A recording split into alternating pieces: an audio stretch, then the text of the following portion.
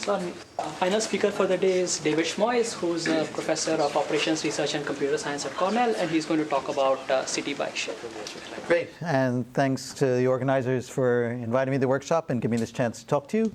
This is joint work with my current PhD student, Daniel Freund, who's here somewhere, and former PhD student, Owen Omani, and Shane Henderson, a colleague at Cornell.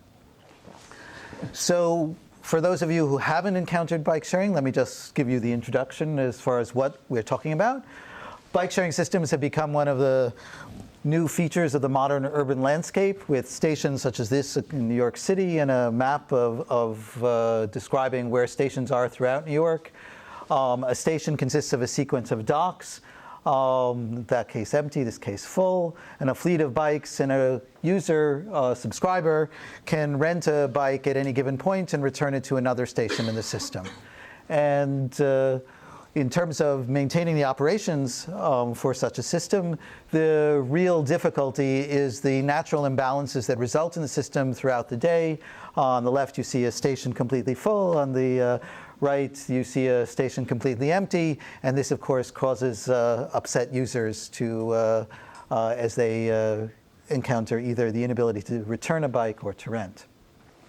So I thought I'd give you a flavor of what traffic in New York looks like by playing this movie. And this is usually I can never find my mouse. Oh, there we go. No. You're above imbalance right now. The party. Now, all right. Other direction, other direction. I don't see any. Oh, I see. It's visible there. Aha! It's visible there, even though it's not visible on my screen. And now I want to go. Oh no. There we go. Oh, okay, there. So it's 1 o'clock in the city. It's the city that never sleeps. So you see each of those corresponds to a station. The diameter corresponds to the number of bikes going in and out. It's color-coded whether we have more departing or arriving stations. And now you see it's 6 a.m. Do I dare? Oh, shit. Okay. Now I do this again. Okay, I taught myself a lesson. I will not try to pause it. We go back to midnight. So it's midnight, and we'll wind through. And what you'll see is that there are going to be pockets of red, especially the transit centers, coming in as we get to be rush hour. It's just starting to, you see around Penn Station and Port Authority. Big red. In blue, you see the financial district in Midtown. East Village is a residential district. You have big departing, and the rush hour is now gradually fading off, a little cooling down. It's nice percolating around. Lunchtime comes, a little burst more of activity. Now calms back down. And now as we head into the afternoon rush, the colors are going to be reversed. We have red in Midtown in the financial district, blue around Penn Station, and so forth. Blue in the East Village as you see the traffic going down. Afternoon rush actually extends a bit longer than the morning rush, and then gradually things fade back to quiet of the city. Okay, so that gives you a sense of the day in the life of New York City's bike sharing system. And one of the great things about this system is that it completely records all of the actions that happen. We have complete data on everything that's happening in the system. Every time a bike gets removed by a user, we know which user is removing which bike and returning it to which station that much later. As the movie showed, we have heaviest usage between 6 and 10 a.m. in the morning, and between 4 and 8 p.m. in the evening. And really the question is, amidst the chaos of the rush hour, there's really little we can do, but we'll talk a little bit of some things we can do to sort of improve performance. But especially overnight between midnight and 6 a.m., we have a real window of opportunity to set the system of how do we actually model what makes good performance, and how do we actually plan to take well. And in fact, the tools that we've developed and been working closely with New York City BikeShare, Citi Bike, are really in day-to-day use. The target levels that are currently aimed for at the stations throughout New York City Station are really coming out of these models. And then there's a question of, how life interferes with that. So this is a stochastic modeling question. So we start out with the historical data, and from that, we're going to make the following simplifying assumption. We're just going to assume a Poisson model of both renting and returning. So for each given station, we assume a arrival rate for people renting, and separately, exogenously, we assume a Poisson rate for return. We're going to think about each station as a continuous time Markov chain, and the metric that we're going to establish to drive all of these things is to consider the expected number of upset people that are generated by the realization of traffic. And why are you upset? You're upset because you arrive to rent and there isn't a bike there, or you arrive to return and there isn't a dock there. Okay, so that's the basic model. Another somehow realization, as I talk about the states of the Markov chain for a given station, corresponds to the number of bikes, either 0 up to the capacity of that station currently being filled. And we have a cost function for measuring the ability to, if we start a given station at time I, there at this point, of course, it could be weighted, cost associated with expected number of occurrences of an empty station for arriving rental or arriving return that's full. So again, sort of drilling down just what that cost function is, focusing on only one of those two terms, we're going to take the expectation of the number of times that, to the rate times the probability that the station is empty, conditioned on the fact that this chain started at a given state I in terms of how many bikes were there initially. Okay, so one easy analysis, we're just currently now, I'm saying, assuming constant arrival and renting and return rates. The expected number of upset customers, that objective function is going to be convex. So this really means that if I think about designing the allocation problem at 6 a.m., I have the following very simple convex allocation problem. I have a budget B of a total number of bikes. I get to allocate X sub S bikes to a given station S. And I have a cost associated with the expected number of upset customers for that allocation. And of course, that allocation is limited by the capacity of that station. Okay, very simple model. The way you defined cost on the previous slide, I was assuming that X was always taking integer values. Good. Yeah, I should. Defined when you have fractional X? It's not well. I mean, so really, what I'm going to do is I'm going to think about an integer envelope. It's actually this optimization problem we can show is optimized by integer, and it actually was well known that you have integer optima. Okay. So I can fluff between the two at no cost. So you can do that, but I thought sort of to bring reality into play, let me show you two pictures. This on the left is the state of New York on a recent spring day at midnight, and this is the state at 6 a.m. And I've color-coded the stations, whether it's red, meaning that it's far from your 6 a.m. optimum, and lighter corresponds that it's close to the 6 a.m. optimum. And if you stare at that map, you're going to unfortunately see precious little change of how much we're actually evolving between where things stand at midnight and where things stand at, say, just the sheer volume with the current means of rebalancing, the sheer ability to go from how things are at midnight to where they are is really just we're not moving nearly enough bikes. So that's just one sort of thing to bear in mind. So one question is to go back and say, well, the way the New York system was set up, and it's true for most of the systems, that it's not that these stations are actually drilled into the ground. They actually consisted of modules, and you can actually adapt the capacity to some extent of the docks. So you can ask the question of, given what we know about the system now, did we actually set up the right system? Can we reset the docks in different capacities so as that we can actually do things much better? So So if you think about that convex program, really, I mean, all of a sudden, all I'm just telling you is instead of thinking of this as being input, think of this as now being a decision variable. And now add a second constraint, which simply says I have a total allocation of docks, and how do I want to allocate them across all of the stations in the system. And the first proposal that didn't work with Shane and Owen considered exactly what I did up until this point with constant arrival and return rates, and thinking of this, we could prove a convexity result in terms of the number of the empty docks and full docks, which is the same thing as sort of allocation of capacity in bikes. And we could solve the LP.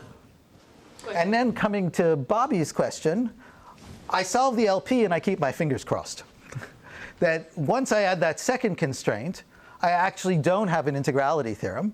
And all of a sudden, I may, in fact, what happened, and this is the power of wishful thinking, is at least in terms of handling the models that we were doing on the data sets we were doing, we never encountered non-integrality, but nonetheless, that we were maybe skating on thin ice, shipwreck. So it seems possible that the distribution of demand for a dock may actually depend on the dock's configuration. So if you change, doesn't the distribution change? So you mean, okay, so there's a whole, I mean, I think you're getting at one thing is that there's no reason to think that behavior isn't a function of the system design. And that is fundamental. I mean, I agree that's an interesting question. Go to a dock if there is. Offline, I might be willing to, not on tape, I'll be willing to tell a story about how some things were managed, which is the height of managing public expectation.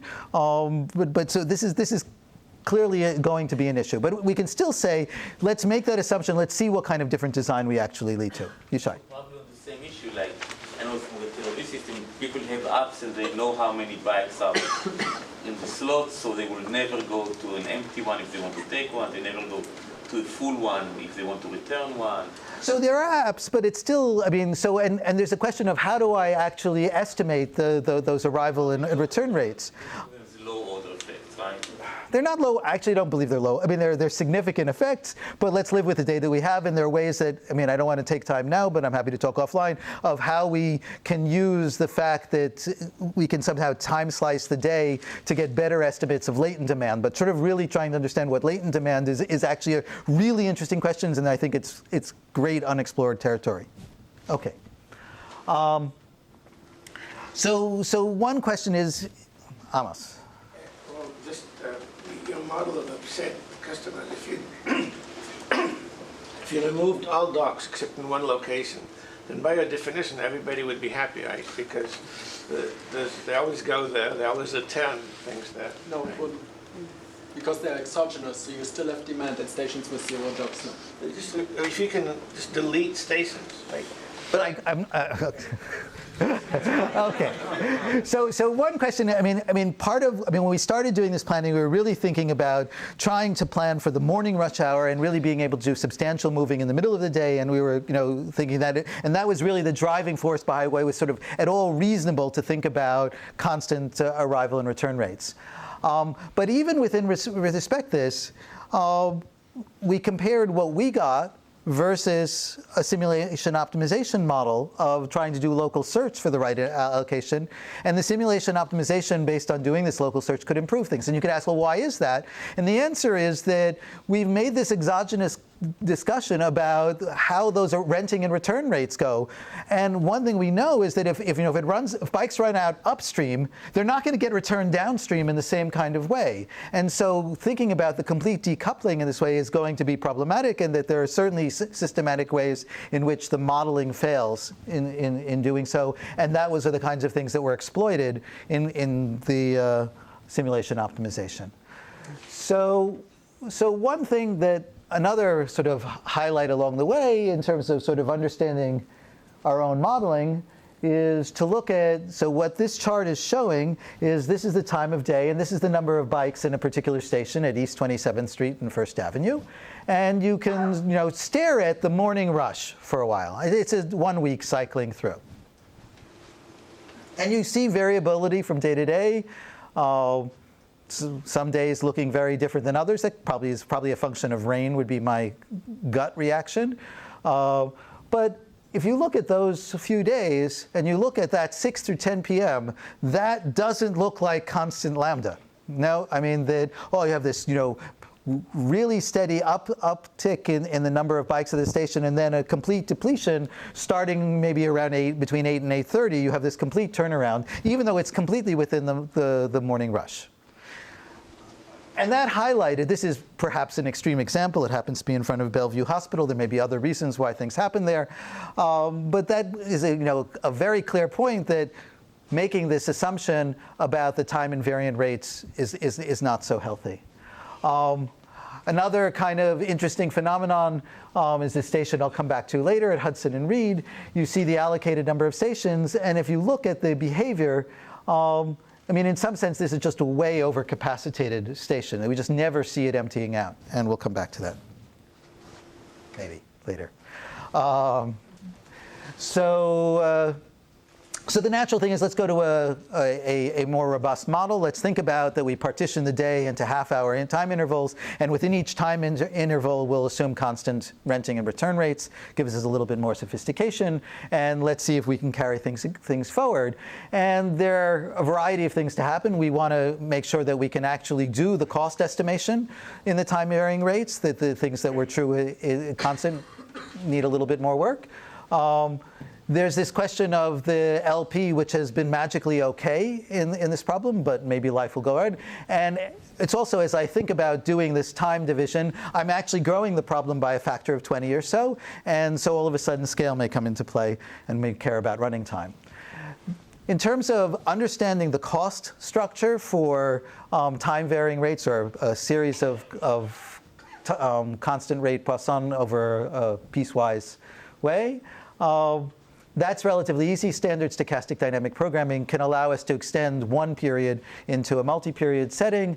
That if I think about the cost to go, if I've already inductively computed what the cost from period k+1 to the end of the day is, I now have an additional constant rate here. If I think about the distribution of bikes here and the probabilities that infers in terms of how the bikes will be after one more period, that allows us to just do a standard dynamic programming recurrence to compute what the next period is, and I can work backwards and compute the expected cost over any a polynomial number of periods. Okay, so again, what is the problem that we're interested? We want, for given that cost function, which is driven in this underlying way, we want to allocate optimally bikes and docks so as to minimize the total number of upset customers. And here's at least I won't prove it, but here's the one stated theorem, is that a very simple greedy algorithm actually produces the optimal allocation of bikes and docks in this setting. The greedy algorithm works as follows. Think about it's taking all stations with 0 docks and 0 bikes. And while you have both bikes and docks available to you, figure out the best place throughout the system to add a bike in a dock somewhere in the system, or simply add an extra empty dock somewhere in the system in terms of the most improvement in terms of the overall cost objective, and keep going until you run out of either bikes or docks. If you have no docks left, terminate. Otherwise, if there are docks, you either add an empty dock or an empty dock together with reallocating one of the allocated bikes wherever the improvement is greatest, and this gives you an optimal allocation. Okay? Sort of in pictures. So the first piece just simply says, look where you have a bike and a dock, or a bike, move it where it's the best. You either end up with extra bikes left over or extra docks left over. If you have extra docks left over, you're going to either allocate one extra dock to one of the stations, or else you're going to allocate one extra dock, but you're going to actually move one of the existing bikes into it. In the latter case, you terminate. So just as greedy algorithms are often driven in terms of their optimality proofs by some modularity results, things of marginal decreasing returns, the analogous kind of generalization that's going to be driving here is a notion of multimodularity that was introduced by Hayek. So if I think about a plot where each of these represents one of the solutions, and here's my number of empty docks, and here's my number of full docks, multimodularity says that if I think about and maybe I'll put these lines up, if I think about how much the additional, in this case, empty dock improves as I move one further right in the thing, keeping the number of full docks there, the improvement of the addition of an additional empty dock decreases in its effect as I go forward. Similarly, if I look at vertically, if I increase the number of full docks relative to a given base, I have decreasing marginal returns. And here, if you think about what the diagonals, that represents the constant total number of docks, and so we have a similar result there. And it's completely dual if I think about interchanging the role of the number of empty docks and number of full docks. There are going to be similar marginal decreasing improvements required for that. And that's what's meant by multimodularity, so satisfying all of those conditions. And what we can do is show that for every realization that these inequalities hold for our system, and that that's sufficient to prove optimality. And I really don't have time to explain the proof, but prove it we do. So one thing you can ask is, we were somehow motivated to this by this contrast between what we could see from what the model predicts versus what a simulation optimization setting does. And the nice thing is that, in this case, the simulation optimization, which has the downstream effects built into it, no longer actually we can improve off of there, so that the mathematical optimum is actually serving as a good guide. And one thing that is true is that the running time of computing this greedy optimum, you still have to work to get those costs off of solving the stochastic dynamic program. But in terms of what work was involved because of the underlying solving the index-convex program, that's gone. So I have like 5. Oh, give me. Okay, because I know I did start late. So okay, good. So I have a number of vignettes of various things that come into play, and I'll see which of them fit. So this was this other station that I talked about as sort of being overcapacitated. And one of the questions that one can ask is that, if you sort of think about this sort of Markovian process of what happens to traffic over time, that one can consider the question of, suppose we didn't do any rebalancing, and we just tried to understand how the fleet evolves as I watch traffic go. And then I can say that if I'm really not doing any rebalancing, and if you looked at that original graph, I'm practically not doing any rebalancing at all. I may be doing a little, but it's not a substantial amount. I can separately think about what are the steady state right allocations, and then I can optimize the dock so that the steady state is good, and I can have that as yet another auxiliary optimization problem. So this is a table which shows exactly those kinds of results. So on the one hand, I can say, let's think about the optimal allocation according to the algorithm of bikes and docks. And let's not do any rebalancing. And let's think about what that means in terms of total number of upset customers that means. Or I can think about, as I'm thinking about that steady state, and I'm looking what happens in the steady state of what that's going to mean. I'm not doing any rebalancing. Or I can even do a little bit more, and I can optimally choose the configuration of the system, that is, allocate docks, so as to do what's best for the steady state. And notice that those two numbers are not very different. On the other hand, for the allocation that's currently in place, I can equally well understand what's the cost steady state going forward. And you see that's really a lot worse, about 30% worse. And then I can even contrast it. Suppose that I put all the resources in the world to do rebalancing, and for each of those configurations, I measure the cost if, every midnight I go back and I rebalance back to the optimal configuration at 6 a.m. And the point that I want to drive home here is that for the current way in which dock allocation has been done, if I compare what the performance of the system is like with doing all the rebalancing in the world overnight, that's actually still worse than for either of these two system designed setups and not doing any rebalancing at all. So, this is a huge take-home message in terms of where things are now. There are to say that math can drive the design of the system is neglecting a whole range of political realities, which can be summarized in the one word Brooklyn. Brooklyn has to get its fair share, which is not its fair share. But nonetheless, it points out some of the issues that are at play here. And that's just iterating the points that I just made.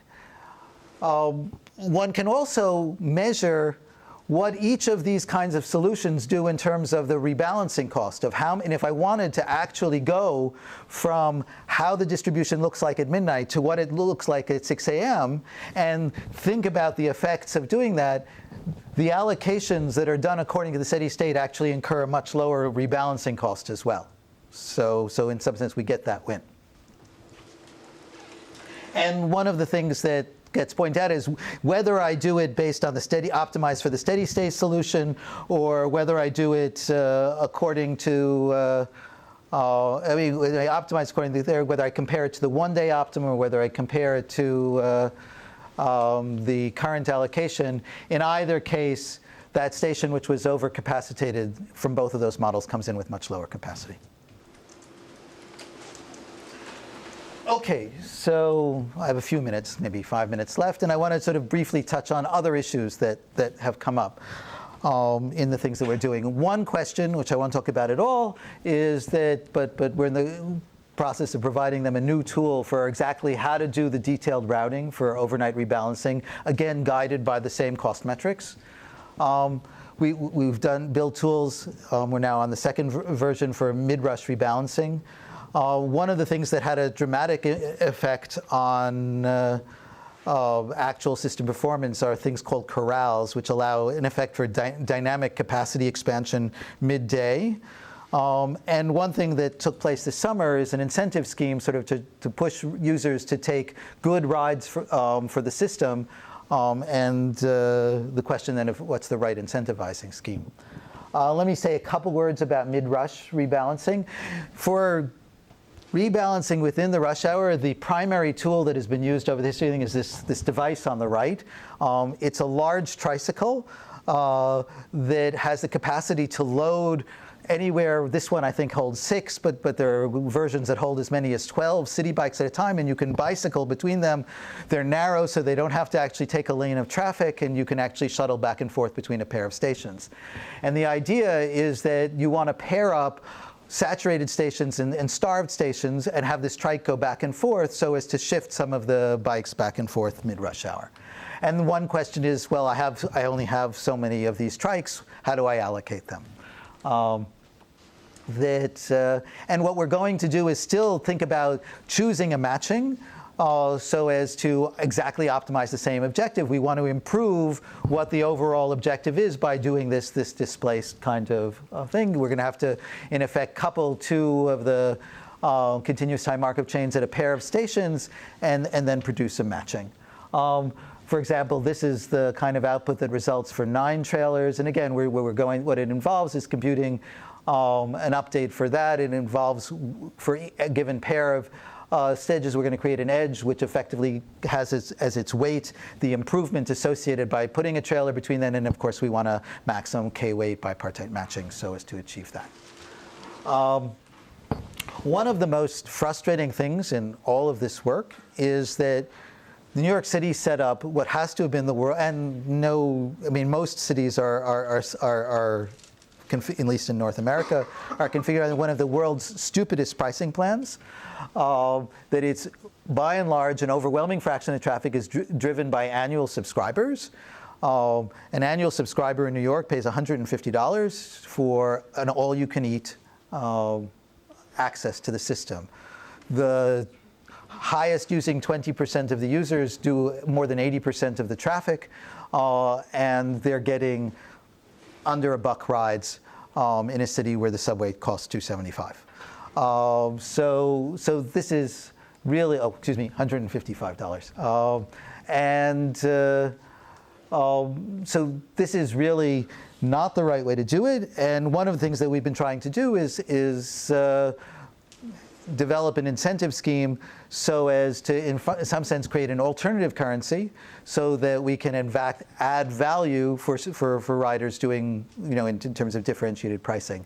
But in recent work, and I don't really have time to talk about it in any detail, but I suggest you talk to both Daniel and Theodoros, who are both here, and work with Sid Banerjee, recent colleague in OR at Cornell, developed a queuing model for taking pairwise demand and value distributions and devising efficient algorithms to find prices that maximize a given objective and produce approximation results, not just for any of the sort of standard maximize social welfare, revenue throughput, but also things like Ramsey pricing, which involve by criteria results. There are a lot of things that are still going on.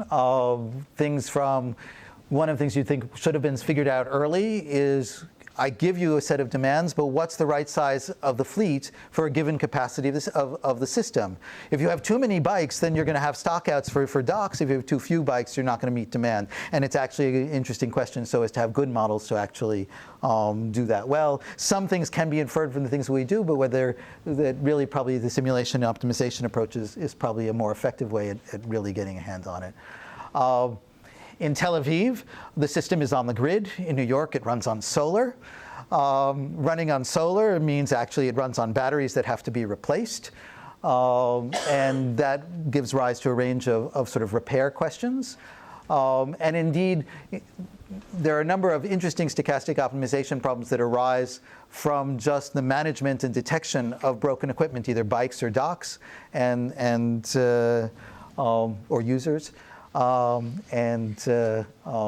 certainly a source of things that we'll be working on going forward. And in general, as I indicated, I mean, this is a great field to play in terms of the data is there, and the question of trying to have measures for thinking about system performance and thinking about it not just at the station level, but at the neighborhood level. And there's still a lot of work left to be done, both on the modeling and the computation side. So, with that, reception.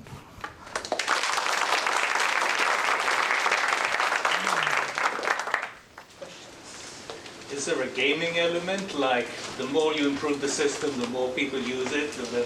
Yes. I mean, I don't know about gaming. It's just, natural human behavior.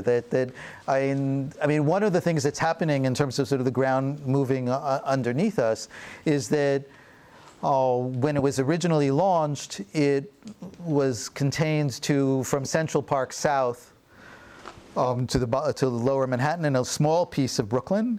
It's now a much bigger footprint in Brooklyn and even pieces of Queens and Long Island City. And now this year it's all the way up to the 90s.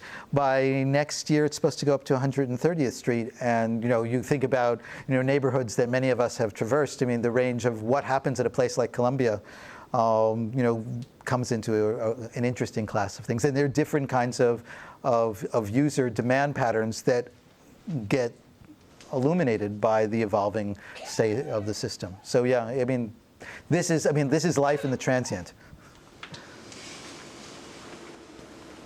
Do you know if two small stations which are close to each other are better or worse than one larger, which is like the sum of them? They're probably. I mean, my uninformed thing is that there are reasons why too small are better. I mean, it's a question of what's the objective. The objective is simply in terms of serving users. psychologically, there's no reason why you would say that, of course, one station would be better. It must be more deterministic. You're aggregating demand.